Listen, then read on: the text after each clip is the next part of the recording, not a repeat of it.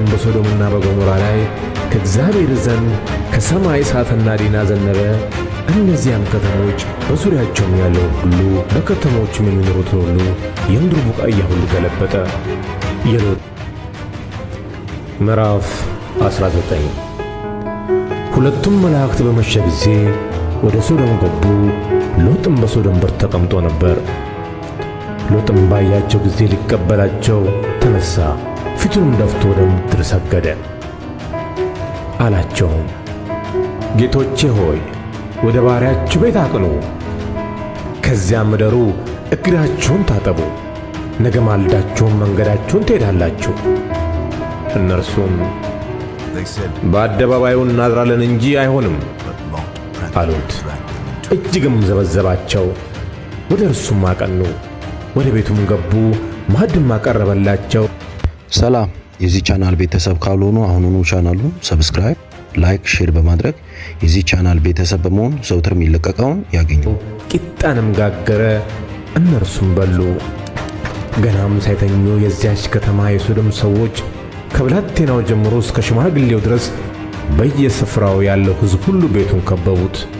ሎጥንም ጠርተው እንዲህ አሉት፣ በዚህ ሌሊት ወደ ቤትህ የገቡት ሰዎች ወዴት ናቸው? እናውቃቸው ዘንድ ወደ እኛ አውጣቸው። ሎጥም ወደ እነርሱ ወደ ደጅ ወጣ፣ መዝጊያውንም በኋላ ዘጋው፣ እንዲህም አለ። ሎጥም ወደ እነርሱ ወደ ደጅ ወጣ፣ መዝጊያውንም በኋላው ዘጋው፣ እንዲህም አለ። ወንድሞቼ ሆይ ይህን ክፉ ነገር አታድርጉ። እነሆ ወንድ ያላወቁ 2 ሴት ልጆች አሉኝ። እነርሱን ላውጣላችሁ፣ እንደወደዳችሁም አድርጓቸው። በእነዚህ ሰዎች ብቻ ምንም አታድርጉ፣ እነርሱ በጣሪያዬ ጥላ ስር ገብተዋልና። እነርሱም ወዲያ ሂድ አሉት። ደግሞም እንዲህ አሉ፣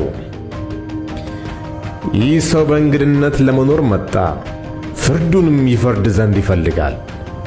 አሁን ባንተ ከነርሱ ይልቅ ክፉ እናደርግብሃለን። ሎጥንም እጅግ ተጋፉት። የደጁንም መዝጊያ ለመስበር ቀረቡ። ሁለቱም ሰዎች እጃቸውን ዘርግተው ሎጥን ወደ እነርሱ ዘንድ ወደ ቤት አገቡት፣ መዝጊያውንም ዘጉት። በቤቱ ደጃፍ የነበሩትንም ሰዎች ከታናሻቸው ጀምሮ እስከ ታላቃቸው ድረስ አሳወሯቸው። ደጃፉን ለማግኘት ሲፈልጉ ደከሙ። ሁለቱም ሰዎች ሎጥን አሉት፣ ከዚህ ሌላ ማን አለ? አማችም ቢሆን ወንድ ልጅም ቢሆን ወይም ሴት ልጅ ብትሆን በከተማይቱ ያለን ሁሉ ከዚህ ስፍራ አስወጣቸው። እኛ ይህንን ስፍራ እናጠፋለንና ጩኸታቸውም በእግዚአብሔር ፊት ትልቅ ሆኗልና እናጠፋውም ዘንድ እግዚአብሔር ሰዶናል። ሎጥም ወጣ፣ ልጆቹን ለሚያገቡት ለአማቾቹም ነገራቸው። አላቸውም፣ ተነሱ፣ ከዚህ ስፍራ ውጡ፣ እግዚአብሔር ይህችን ከተማ ያጠፋልና። ለአማቾቹ ግን የሚያፌዝባቸው መሰላቸው። ጎህም በቀደደ ጊዜ መላእክት ሎጥን ተነሣ፣ ሚስትንና ከዚህ ያሉትን 2 ሴቶች ልጆችን ውሰድ፣ በከተማይቱ ኃጢአት እንዳትጠፋ እያሉ ያስቸኩሉት ነበር። እርሱም በዘገየ ጊዜ እግዚአብሔር ስላዘነለት እነዚያ ሰዎች የእርሱን እጅ የሚስቱንም እጅ የ2 ሴቶች ልጆቹንም እጅ ይዘው አወጡና በከተማይቱ ውጭ ያስቀመጡት። ወደ ሜዳም ካወጧቸው በኋላ እንዲህ አለው፣ ራስህን አድን፣ ወደ ኋላ አትይ፣ በዚህም ዙሪያ ሁሉ አትቁም፣ እንዳትጠፋም ወደ ተራራው ሸሽተህ አምልጥ። ሎጥም አላቸው፣ ጌቶቼ ሆይ እንዲህስ አይሁን፣ እነሆ ባሪያ በፊትህ ሞገስ አግኝቶአል። ነፍሴን ለማዳን ያደረግክልኝ ምሕረትህንም አብዝተሃል። ክፉ እንዳያገኘኝና እንዳልሞት ወደ ተራራው ሸሽቼ አመልጥ ዘንድ አልችልም።